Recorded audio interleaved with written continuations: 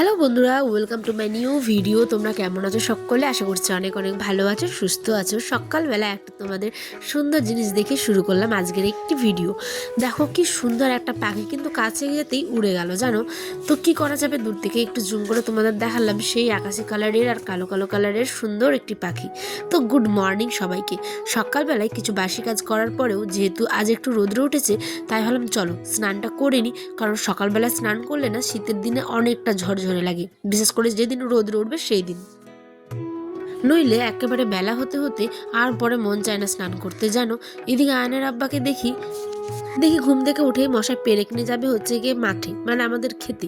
তো তোমরা দেখো কি বলে তোমার দাদা ভাই। ঠান্ডা লাগছে ঠান্ডা লাগছে বলে এখন বিছনের জমিতে কিনে যাচ্ছে এটা কই।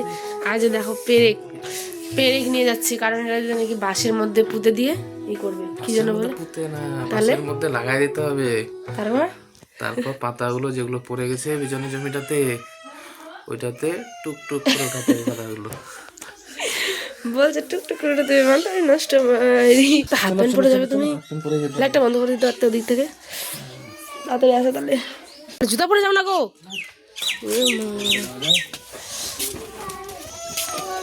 নাম টাইটেল থাম্বনেলে তো আমি দিয়েছি, তোমরা দেখেছোই তাই না? বলো, বাঁশ নিয়ে যাবে হচ্ছে গিয়ে আয়নের আব্বা যে পাতা উঠাতে আমাদের খেতে, মানে ওই যে বিচন জমিটা তোমরা আমরা অনেক ভিডিওতে দেখেছো, শর্ট ভিডিও বড় ভিডিও প্রত্যেকটা ভিডিওতেই আমি দেখেছিলাম যে আমাদের ধান লাগানোর আগে যে একটা বিচন ফেলতে হয়, তো সেখানে না অনেক পাতা পড়ে যায়। হ্যাঁ, তো বিচনটা যখন ফেলে দেয় তারপরে কিন্তু ওই মাঠে মানে ওইটুকু জমিটাতে কিন্তু আর নিচে নামা যাবে না। তো সেই কারণেই দেখো সারটার দিয়ে দিয়েছে, বিচনও ফেলে দিয়েছে। এখন একটা বড় বাঁশ নিয়ে যাচ্ছে, আর তার মধ্যে পেরেকটাকে নাকি ঠুকে নিয়ে বেশ পেরেকটা মানে গেথে গেথে পাতাগুলোকে তুলে নিবে মিডিল থেকে, যেহেতু মিডিলে যাওয়া যাবে না তাই না।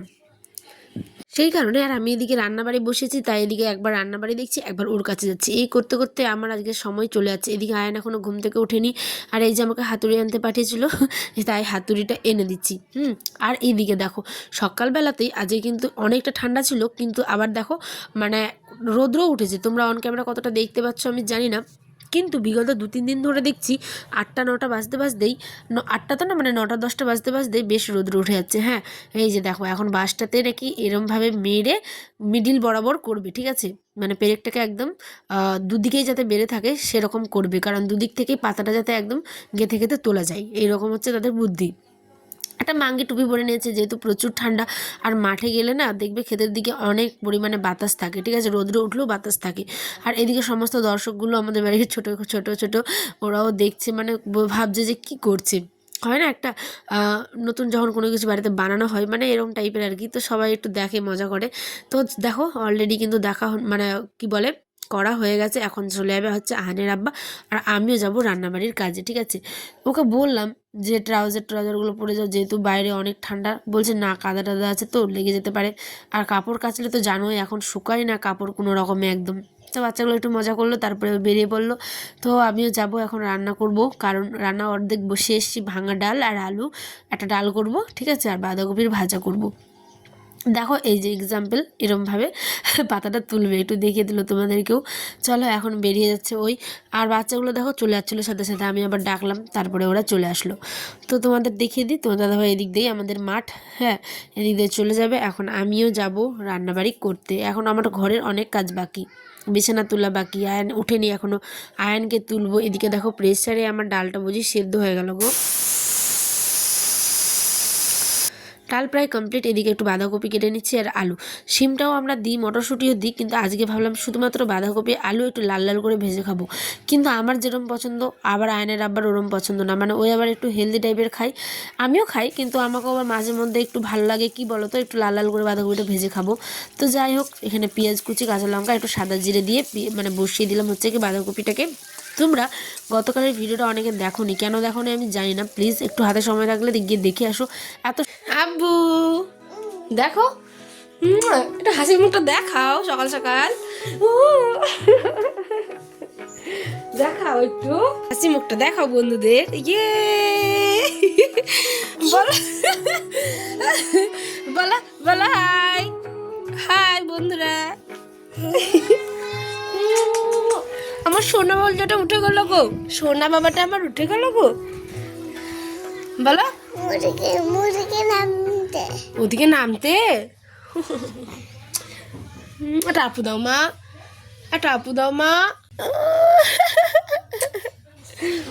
আমার শোনো আমার জীবন জীবন জীবন জীবন জীবন জীবন জীবন কুটু কুটু কুটু কুটু কুটু কুটু কুটু কুটু কুটু। প্রত্যেকটা মায়ের কাছে এটা একটা অন্যরকমের ফিলিং, তাই না? যখন সকালবেলা বাচ্চাটা ঘুম থেকে উঠে মা মা করে, আর আয়ান আবার বাবা বাবা করে, মাও করে বাবাও করে। তো যাই হোক, ওটা একটু ওকে চটকালাম, আদর করলাম। এদিকে আমার বাঁধাকপিটাও ততক্ষণে হয়ে গেছে, বড় মশাও চলে এসেছে। এদিকে দেখো আমি এই যে ডাল আলু দিয়ে ভাঙা ডাল দিয়ে করেছি, বাদামের ডাল ওটা অবশ্যই। আর এই যে মাছ, পাঙ্গাস মাছ, আর এটা ছিল একটু মানে ওইটা একজন দিয়েছিল আমাদেরকে, তো ওইটাই ভাতের মধ্যে বসিয়ে দিয়েছিলাম একটু গরম হবে, কারণ পাঙ্গাস মাছটা তো অনেক মানে জমে গেছিলো ঠান্ডায়। পাঙ্গাস মাছ যেহেতু অনেক চর্বিতে জমে যায়, তো সেই কারণেই গরম ভাতের মধ্যে বসিয়ে দিয়েছিলাম। হয়ে গেছে, আয়ানা তো উঠে গেল, এখন কার্টুন দেখছে একটু, তো ভাবলাম যে আর এদিকে আমার রান্নাবান্না তো হয়ে গেছে, আর এদিকে নাকি এসছে হচ্ছে রেশন দিতে। তো বর্মারা গেল, আমি একটু যাবো, পরে খাওয়া দাওয়া হবে আগে, তারপর। রাখো রাখো নিচে রাখো। টাইম হয়েছে না, 11টা বেজে গেছে। তো তোমার কাজটা হলো ঠিকঠাক? কষ্ট করলাম না, অনেকগুলো পাতা, এত দেরি হলো কেন? গল্প করছিলে বসছি কারোর সাথে? ঘুরে আসলাম না সব জমিটা দেখে। আজকে আবার আসবে হচ্ছে রেশন দিতে, কিন্তু ওখানে গিয়ে ভিডিও করতে পারবো না, কারণ জানোই গ্রামের মানে 10-এর মধ্যে তুমি গিয়ে যদি ভিডিও করো অনেক রকম অনেক কথা উঠতে পারে, অনেকে হয়তো পছন্দ করে না, তাই ওটাকে আমি অ্যাভয়েড করলাম। আমি এখন দেখো রেশন মানে আনতে যাব, তার আগে এই যে দেখো হালকা জাস্ট একটুখানি ক্লিপস তোমাদের দেখেছি, কারণ অল্পই দেখেছি, কারণ অনেকে পছন্দ করে না, তাই মুখ টুক নিইনি, মানে বুঝতেই তো পারছো। যাই হোক, ওটা বাদ দাও, এখন রেশন নিয়ে আমি চলে আসলাম। এবার বিকেলবেলা আয়নকে একটুখানি ডিম সিদ্ধ করে দিলাম, কারণ ওই ঘুম থেকে উঠেই কি বলবো খিদে খিদে পেয়েছিল, তো বাচ্চাটাকে ভাবলাম একটু ডিম দিয়ে সেদ্ধ করে। এই তো ডিম দেখে ওই বেজায় খুশি হবে। দেখো ডিমটা একটু হাফ বয়েল হালকা সিদ্ধ হয়েছে, কিন্তু খেতেও খুবই ভালোবাসে এরকম ডিম। তো এখানে বড় মামা সে টিভি দেখতে তোমাদের হাই করলো। হ্যাঁ, এই যে দেখো, আস্তে করে গরম হবে আব্বু। টেস্টি করছো মা?